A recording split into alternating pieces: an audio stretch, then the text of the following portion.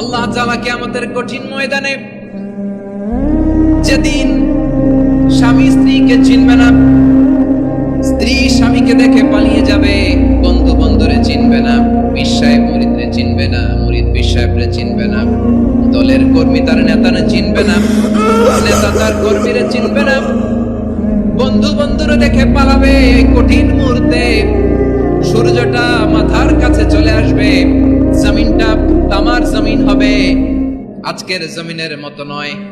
মানুষ ঘর্মাক্ত, ক্লান্ত, শ্রান্ত মাথার মগজগুলো কানের ছিদ্র আর নাকের ছিদ্র দিয়ে বেয়ে বেয়ে পড়বে। বিশ্বনবী ফরমান, কিয়ামতের ওই কঠিন ময়দানে 7 শ্রেণীর ব্যক্তিকে রব্বুল আলামিন তার আরশের নিচে ছায়া দিবেন। তার মধ্যে প্রথম শ্রেণীর ব্যক্তি হলো ইমামুন আদিল। ইমামুন আদিল, ন্যায়পরায়ণ শাসক, যে ইনসাফের সাথে বিচার করে, যে জাস্টিস সমাজে সার্ভ করে, যে সুশাসন নিশ্চিত করে, ওই